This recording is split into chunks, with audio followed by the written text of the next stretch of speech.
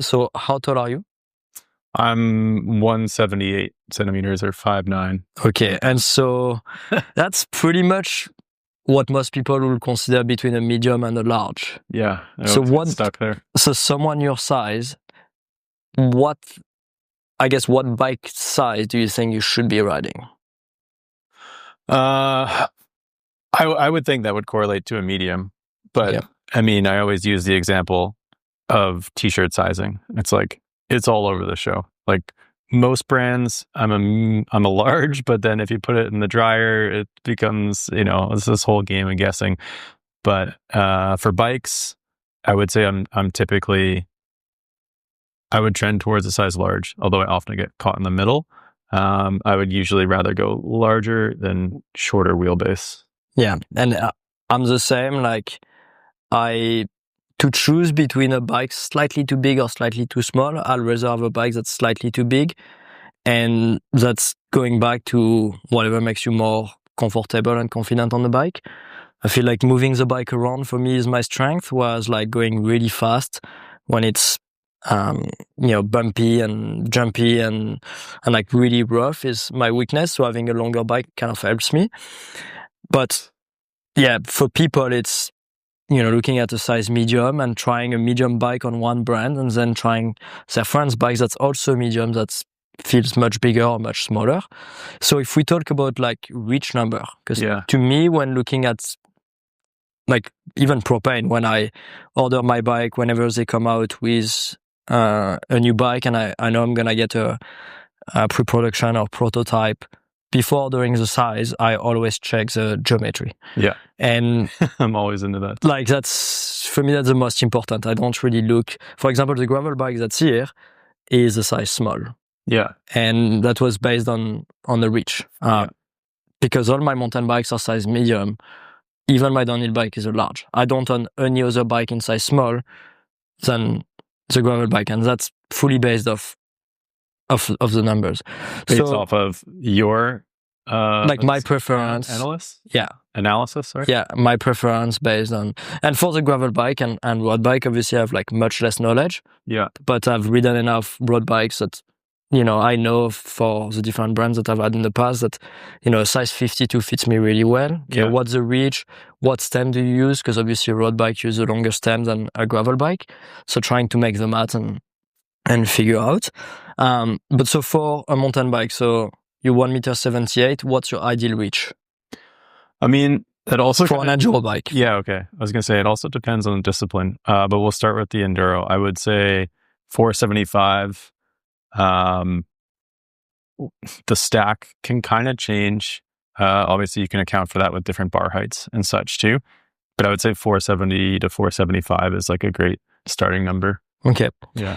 So the reach, by the way, for people who don't know, is the horizontal distance between basically above the bottom bracket and the middle of the head tube. My preferred reach used to be, it's funny because it got bigger over the year. As the bikes got longer, I came to realize that I actually like a longer bike. So like my ideal reach is for a trail bike that I'm going to be riding with a 35mm stem is going to be 455 to 460. Yeah. I find that's like and once again, like the bike that's going to be 460, for example, this one. Yeah. It's actually slightly less because it's mullet. So realistically would be like more like 458.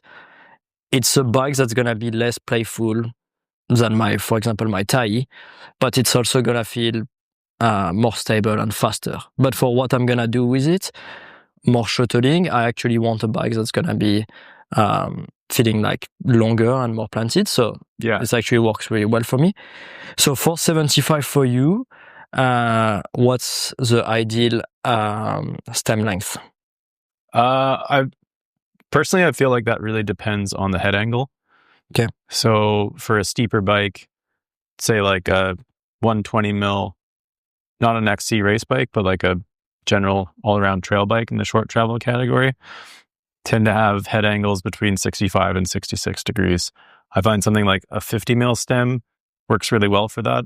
And for an enduro bike with a soccer head angle, maybe 64 or 63.5 degree head angle I tend to go down to like a 40 or a 35, and that's generally keeping the bars the same width. But what I find the shorter stem does with the slacker head angle is that you don't get the sensation of your hands really dropping from side to side. They just move in like a smaller arc. There's less change as you get through the turn with the handlebars. It feels more neutral with the slack head angle and the short stem. If you like blew this out of proportion and you put an 80 mil stem on a slack bike, you'd really get that swing effect. And I find that that can really disrupt how you're cornering once you get halfway into a turn or turning the bars. Yeah. And I kind of find the same thing on downhill bikes. Like it's sort of catch-22. Like the rake or the offset of the fork is always a consideration too. And the longer the longer the offset, the more stable it is.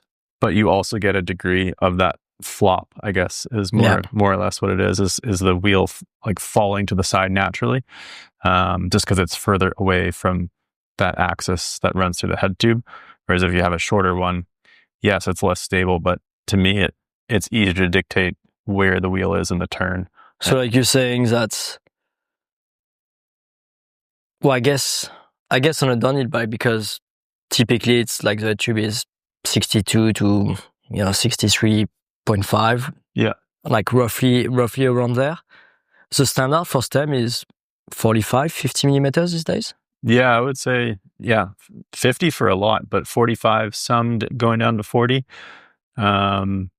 You're also limited with, I guess, with the length of the stanchion.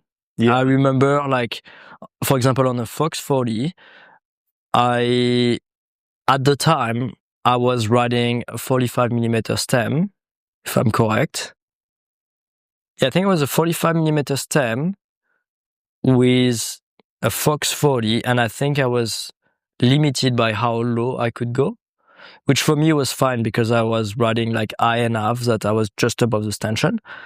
But that would mean because of the design of the crown, you won't be able to go lower with a 45 millimeter stem. Yeah, I mean that was 10 years ago. So like the design of the crown, the length of the head tube, there's a bunch of things can get tight there, depending on the length of the stem and the length of the stanchion is the length of the head tube. But yeah, basically you run into problems with your bars hitting the top of the stanchions at some point, which we don't see in moto because the fork is designed around that, and the head tube lengths don't change. There's no dependent frames. Like you can't really play that much. There is like a couple of marks on the top of like the WP fork, which is what comes. Maybe get 10 to 15 mils at the most. Not even like if that. I think it's. I know I'm at the line number 3, which is one below stock. So whatever, like because the motos, and we can talk about that later, but they are really assembled to like the millimeter. Yeah. Every setup from the factory, like the shop has to put it a certain way, whichever is the customer. Whereas mountain biking, there is, the level of like spacer below the stem often is up to the customer to choose when they order online, or up to whoever builds the bike at the bike shop. I don't think it's as specific. No. Of course, like the steer tube, like cuts pre-cut for the most part, but I'm sure some brands like don't cut the steer tube. So therefore, it's whoever at the shop builds the bike to kind of decide how many spacer goes. But so you were talking about stack. Like, is it a number you look at when you review a bike, or I guess when you like? My question is like, does stack matter? Yeah, I think so. Like, especially if you're on the upper end in terms of or I guess the lower end of the sizing scale for a specific size. If you're trying to get your bars higher to account for a long, let me start that over. Yeah, I think it matters. If you're on the lower end of a sizing spectrum, on the upper end of a sizing spectrum, I'm riding a medium and I'm trying to make it bigger. So inherently, I want the bars higher because it has a short head tube. Well, that's taking away from the reach at the same time. So yes, stack matters because it's sort of your baseline starting point. You can't really add more stack without taking away the reach. So Yeah, it because does change the sizing, but basically the stack and the reach sort of dictate the distances both horizontally and vertically between your feet and where your hands are on the bike. So yeah, you can have a short reach with a tall stack that feels somewhat similar to a long reach and a short stack, but it's a drastically different position, although you're stretched out the same amount. So yeah, like the distance between basically your hips and your hands is gonna be the same, but like where your hands are in position compared to the ground is gonna be very different. Yeah. And so the stack, by the way, is the distance between like the axle of the front wheel and the bottom bracket to top of the head tube. Oh, it's bottom bracket. Yeah. Okay. Okay. Well, which doesn't change much, but I guess the bottom bracket changes from one bike to another, whereas the distance from the front axle, I mean, depending on the tire, changes, but not as much. So what I do when I build a bike is I look at the length of the head tube, because from different models, the head tube length changes. Like for propane, it's usually around like 110 millimeters, but depending on what type of headset they use. So for example, if they use the ICR headset, which stands for Internal Cable Routing System, they kept the headset of the bike fairly short because that adds like 15 millimeter of spacers below the stem. So that means that then the lower you could go for your stem, you have to account for the fact that there is also you have a minimum. Yeah, there's a minimum. But because I get the fork separately from the frame, I get to decide how much spacer I want below the stem. And you're not running cables to the headset. On most bike, I'm not. No. Like now on the Thai, so on the Spindrift, you have the choice. And on the Thai, you also have the choice to either run them inside the frame or outside, or I guess through the down tube. Yeah. Instead of the head tube. Yeah. Like the standard way. Yeah. So you get to choose. The only bike as of right now is the Icano 2 CF. Still has the cable going through the headset, but it's also an e-bike that's got a fairly long head tube, and I run my bars like fairly high, so it works out well for me. Yeah. But often on the trail, you see people with head tubes that are just too short, and maybe it's because they bought the bike used, or that's how the bike came and they never changed it. Mm-hmm.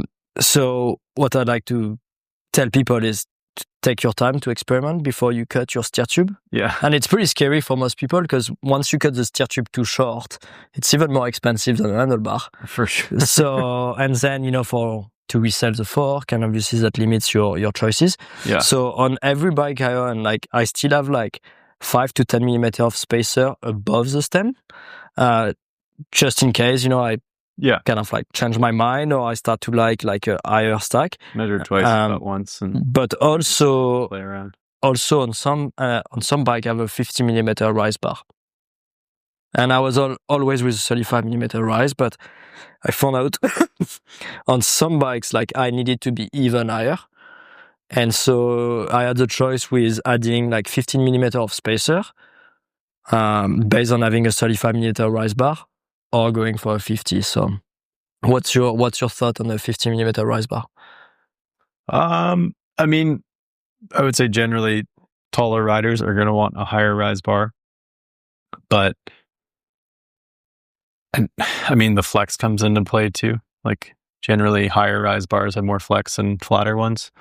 Obviously carbon ones, you can lay them up differently, but aluminums definitely tend to be that way. And then, so yeah, depicting, say we're staying all on the same brand, depicting the flex and the bends and everything. I don't really have a huge preference there, but I would say generally on enduro bikes, I'm in between a 30 and a 40 mil rise. Like 50 is kind of extreme, unless, I'm looking to set up a bike for a super steep track or do some kind of wacky experiment just to check out how a super high rise bar works. Then no, I probably wouldn't lean towards those.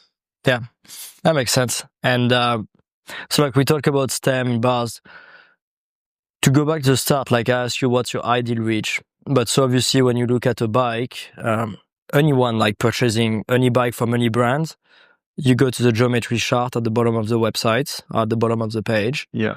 So you look at the reach, because there is obviously a lot more. There's C-tube angle, head-tube angle, chain stays, bottom bracket height, wheelbase. So if you had to rank, like, what are the most important numbers that people should be looking at? And what are the numbers that, like, maybe don't matter as much? I think it also depends on who you're talking about, like what level of rider. For somebody who's maybe a bit more introductory to the sport, they could probably lean on a shop or a website's FAQ page to kind of direct them and go along with the sizing. But I usually recommend people demo or at least sit on a bike at the very least. If you can, get into a shop or an experience center and just swing a leg over the bike and just see how that fits, how it feels, and go up or down a size, compare it. If you have you're moving from one bike to another, look up your current bike's geometry chart and compare that with the other one and see what those numbers add up to and how one brand's sizing chart lines up with the other and where you kind of fall on that. But I mean, people say that bigger bikes are easier to ride. I would say that bigger bikes being longer are safer to ride, but they're not always easier. They're pretty easier to go straight down the mountain. Yeah. But then once you start to have to make like really technical corner, you realize that having a bigger bike is not always better.